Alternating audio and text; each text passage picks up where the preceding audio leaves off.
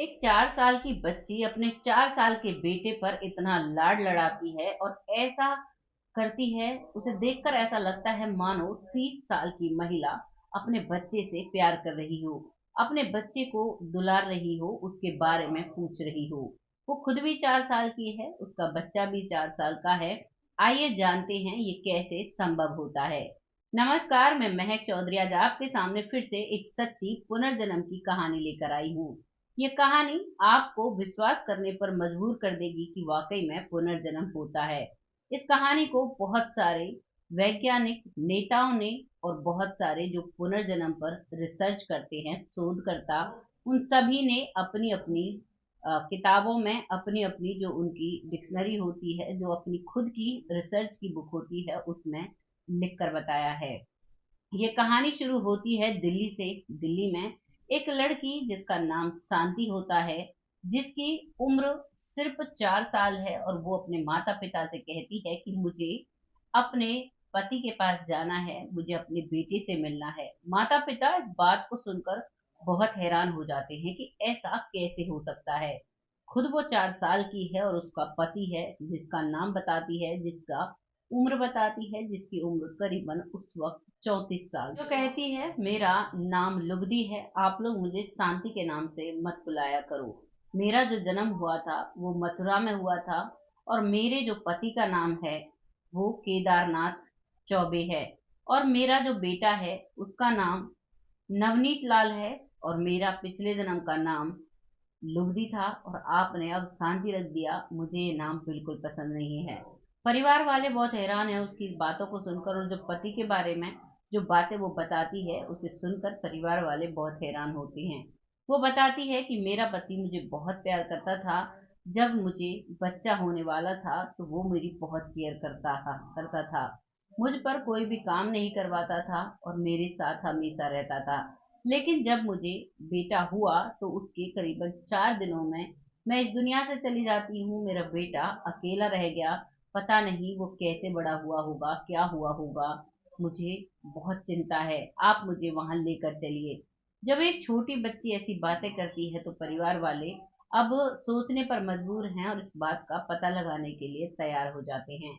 वहां से एक व्यक्ति को मथुरा भेजा जाता है, और जो गली, जो एड्रेस वो बताती है, वो सारा पता वो बताते हैं। वो वहां जाते हैं तो वहां जाकर वाकई में केदारनाथ चौबे नाम का एक व्यक्ति वहां पर होता है, जिसकी उम्र अब करीबन 34 साल है, और जिसका एक बेटा भी है। और उसका जो पत्नी है, जो इस दुनिया से गई थी, वो पत्नी अ, प्रसव पीड़ा में ही गई थी। जब उसका बेटा हुआ उसके बाद वो 4 दिन में ही चली गई थी, और उसका नाम वाकई में लुगदी देवी था। अब उस व्यक्ति को जब ये बात पता चलती है, वो जो शांति देवी थी फिलहाल दिल्ली में, उसके पिता का दोस्त होता है जो उसके साथ ऑफिस में काम किया करता है। वह हर बार अपने माता पिता से कहा करती मुझे अपने ससुराल जाना है, मुझे यहाँ नहीं रहना। उसके माता पिता बहुत परेशान रहते हैं। अब वो निश्चय कर लेते हैं, अब उन्हें पता भी लग चुका था कि वाकई में उनकी बेटी का पुनर्जन्म है, क्योंकि वो 4 साल की उम्र में ऐसे रहा करती थी मानो जैसे बड़ी महिलाएं रहती हैं। और मथुरा और दिल्ली के जो रहने सहने का तरीका है वो बहुत ही अलग होता है। मथुरा में आज भी घूंघट किया जाता है, आज भी बहुत शर्म से लोग रहते हैं, लेकिन दिल्ली में आज छोटे कपड़े पहनते हैं, आज बहुत नॉर्मल जिंदगी जीते हैं। उस लड़की को वहां का माहौल बिल्कुल भी पसंद नहीं आता है।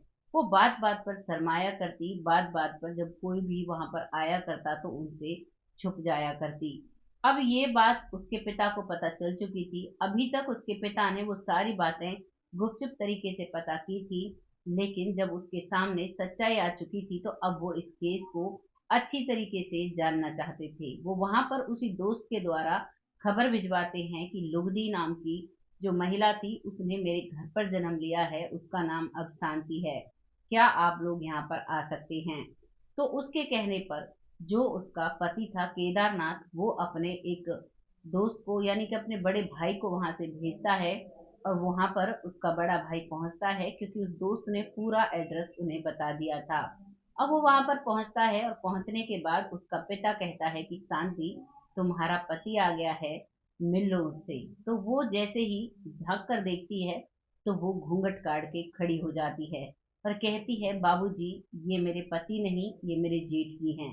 वो आगे बढ़कर उनके पैर छूती है और घूंघट में अंदर चली जाती है। एक 4 साल की बच्ची जब ऐसा बिहेव कर रही थी, तो वो जेठ भी नहीं समझ पाता है। फिर जेठ उनसे उसका नाम पूछता है। वो अपना नाम लुगदी बताती है और कहती है कि जेठ जी से हम बातें नहीं करते, लेकिन जब उसे बोला जाता है तो वो अपनी माँ के द्वारा उनसे बात करती है और बताती है कि मेरे पति कैसे हैं, यानी कि उनका नाम लेती है, नाम नहीं लेती है, मतलब जैसे बुलाते हैं कि वो कैसे हैं, अब वो ठीक हैं, उनको कोई परेशानी तो नहीं। तभी वो कहते हैं कि वो बिल्कुल ठीक हैं, उनकी शादी हो चुकी है और उनको एक और बच्चा दूसरी पत्नी से हो चुका है। इस बात का शांति देवी को बहुत बुरा लगता है। इतनी छोटी सी उम्र में वो गुस्सा हो जाती है और वो अंदर चली जाती है और अंदर जाकर रोने लगती है। वो कहती है, माँ, उसने मुझसे वादा किया था कि वो दूसरी शादी नहीं करेगा और उसने तो दूसरी शादी कर ली।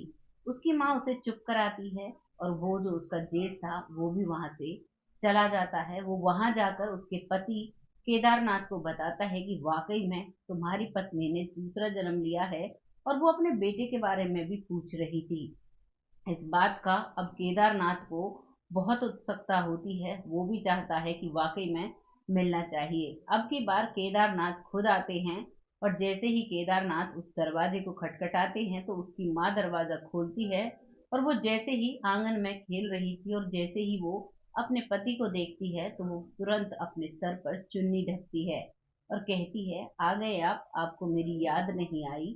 और मैंने सुना है आपने तो शादी भी कर ली। ऐसे गुस्से में वो ऐसे बात कर रही थी जैसे मानो 30 साल की महिला कोई अपने पति से बात कर रही हो।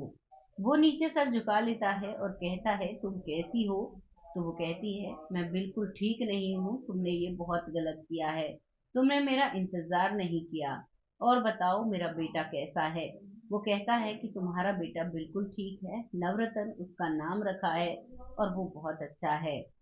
तभी वो कहती है अपनी माँ से कि माँ, खाना बनाओ, और वो अपने पति की पसंद का खाना अपनी माँ पर बनवाती है और अपने पति को बड़े ही प्यार से परोसती है। उसका पति जब उसकी पसंद का खाना बनता है तो उसकी आंखों में आंसू आ जाते हैं और वो चुपचाप अपने आंसुओं को पोंछता है और वहां पर खाना खाता है, लेकिन अब वो एक बहुत ही असहज महसूस कर रहा था। तभी वो शांति देवी से अकेले में मिलता है और अकेले में कुछ ऐसी बातें पूछता है जो उन दोनों के बीच में हुई थी, जिन्हें कोई नहीं जानता था।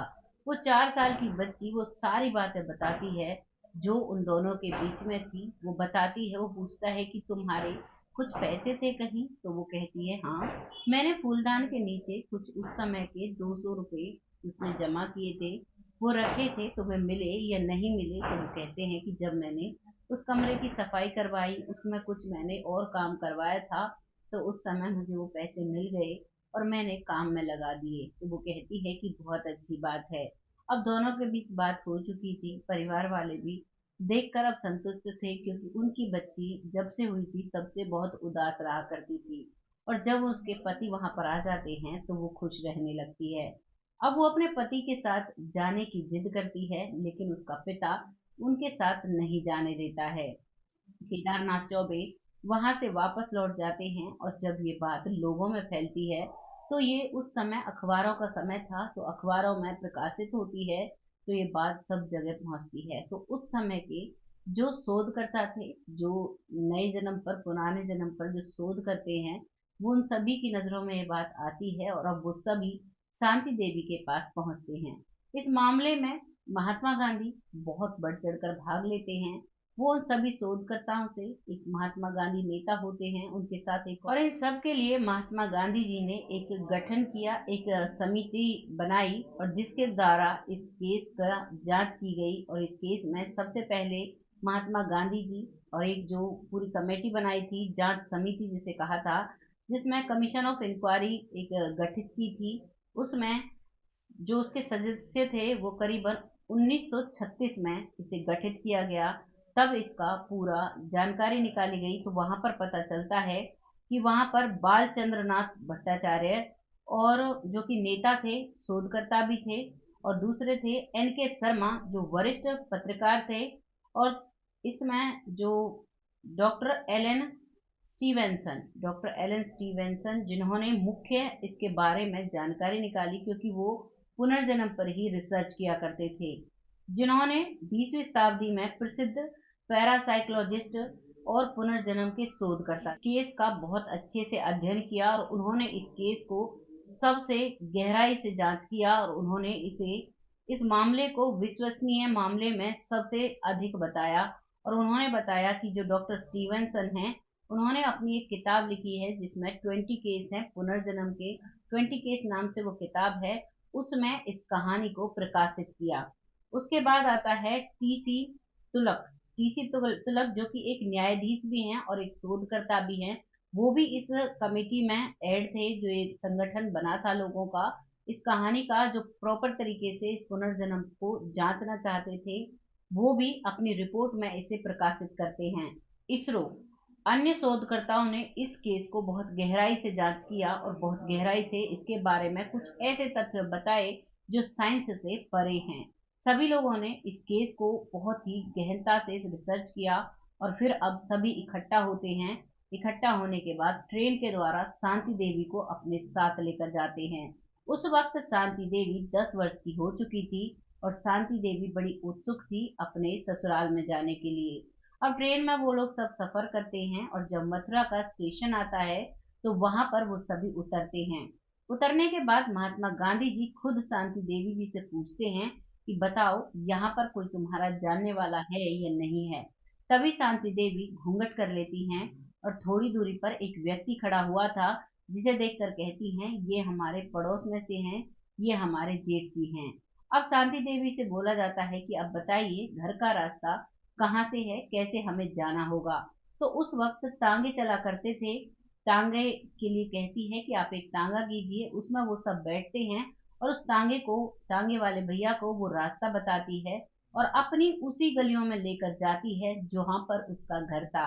वहां पर पहुंचते हैं तो वहां पर भी सब कुछ पहले से ही वो सब जानते थे। वो सब जाते हैं तो उन्हें जाते ही पहचान लिया जाता है, बहुत अच्छे से उनका वेलकम किया जाता है, और उनकी सारी पुरानी चीजों के बारे में जाना जाता है। और जो महात्मा गांधी जी हैं और जो उनकी कमेटी थी, वो सभी चारों तरफ हर चीज के बारे में गहराई से जानकारी लेते हैं। उसके पति के जन्म के बारे में, पत्नी की मृत्यु के बारे में, कितना समय उस समय में लगा, वो सारी जानकारी लेते हैं। उसके बारे में जानते हैं, उसका जो मायका था वो कहाँ था, उसकी माँ, पिछले जन्म की माँ अभी भी जीवित थी, उनके पास उसको ले जाया जाता है। तो वहां पर भी जाकर वो अपनी माँ के गले लगती हैं। उसकी माँ आंगन में बैठी हुई थी, उसकी माँ नहीं पहचान पाती हैं। पता तो उन्हें था कि उनकी बेटी का दूसरा जन्म हो चुका है, लेकिन उस समय ना तो इतने साधन थे, दिल्ली बहुत दूर लगा करती थी, इसीलिए महिलाओं को कोई ज्यादा खास ऐसी अहमियत नहीं दी जाती थी। वो माँ अपनी बेटी से वहां नहीं मिलने जा पाती है, लेकिन उसकी बेटी उससे मिलने आ जाती है। वो अपनी माँ से ढेर सारी बातें करती है, और इन सभी बातों को वो पूरी कमेटी के लोग नोट कर रहे थे, अपनी किताबों में दर्ज कर रहे थे। अब यहाँ पर पता चलता है, जो उनकी मृत्यु का समय था, जो उनके पुनर्जन्म का समय था, वो लुगदी देवी का जो निधन हुआ था वो 1925 में हुआ था, और उसके बाद शांति देवी का जन्म जो कि दिल्ली में हुआ था वो 11 दिसंबर 1926 को हुआ। यानी कि लुगदी देवी की मृत्यु के बाद लगभग 1 साल 10 महीने और लगभग 23 दिन बाद लुगदी देवी दूसरा जन्म लेती हैं शांति के रूप में। जिस समय लुगदी देवी का देहांत हुआ था, उस समय उसके पति की उम्र लगभग 22 से 23 साल रही होगी, क्योंकि ये उस समय की बात है जब बाल विवाह हो जाया करते थे, छोटी छोटी उम्र में सभी की शादी हो जाया करती थी। तो उसी दौरान ये एक बच्चे के पिता बन चुके थे, और इनकी पत्नी का देहांत उस समय हो चुका था। अब पूरी कमेटी को ये सारी बातें पता चल चुकी थी। सभी ने अपनी अपनी रिसर्च में, अपनी अपनी बुकों में, अपनी अपनी रिपोर्ट में इस कहानी को दर्ज किया है। आप चाहें तो आप प्रॉपर तरीके से इस पर रिसर्च कर सकते हैं। वाकई में यह कहानी साबित कर देती है कि वाकई में इंसान का पुनर्जन्म होता है। इंसान हो, कोई भी जानवर हो, या कोई भी जिसके अंदर आत्मा है, उन सभी का पुनर्जन्म होता है। ये कहानी हमारे सामने दिल्ली से निकल कर आई, जिसका पहला उत्तर प्रदेश भारत में उत्तर प्रदेश है, उत्तर प्रदेश के अंदर मथुरा है, जहां पर इनका पिछला जन्म था। आपको ये कहानी कैसी लगी, अपनी राय कमेंट बॉक्स में ज़रूर लिखिएगा। कोई भी फैक्ट आपको कहीं भी कोई भी दिक्कत आपको लगती है तो आप कमेंट बॉक्स में लिख सकते हैं। हमारे पास उन सब चीज़ों का जवाब है, आपको कमेंट बॉक्स में ज़रूर जवाब दिया जाएगा। यहीं पर समाप्त होती है। अब वक्त आता है उन लोगों का जो लोग हमें दिल से सपोर्ट करते हैं, बहुत अच्छे कमेंट लिखते हैं। आपका तहे दिल से धन्यवाद। आज वन बाय वन नाम नहीं लिया जाएगा, अगली वीडियो में आप सभी का नाम लिया जाएगा। ऐसे ही अपना प्यार और सपोर्ट, अपना आशीर्वाद हमारे साथ बनाए रखें, जिससे कि हम आगे बढ़ते रहें। तब तक अपना और अपने परिवार का खासा ख्याल रखें, रिश्तों का खासा ख्याल रखें, इंसानियत से चलें और जीवन में कभी भी गलती से भी कोई गलत काम ना आपको कोई भुगतान करना पड़े। आप अपने जीवन को इस तरीके से जियो कि जब आप मरकर इस दुनिया से जाओ तब आप भगवान के सामने भी आंखें से आंखें मिलाकर कह सको कि मैंने कोई भी गलत काम नहीं किया है। बहुत कोशिश रहती है इंसान की कि किसी को भी पता न चले, लेकिन भगवान की नज़र हर इंसान पर होती है। उसकी सारी बातें भगवान के पास हर जगह का रिकॉर्ड होता है। जो किसी को भी नहीं पता होता वो भगवान को पता होता है। तो अपने जीवन को ईमानदारी से जिएं, अच्छे से जिएं, खुश रहें, स्वस्थ रहें, मस्त रहें। यही भगवान से हमारी कामना है। जो भी हमारे साथ जुड़ा हुआ है, सब अपनी जिंदगी बहुत आसानी से जिए। बहुत जल्द फिर से आती हूँ ऐसी एक सच्ची और अच्छी स्टोरी के साथ। तब तक जय हिंद, जय भारत।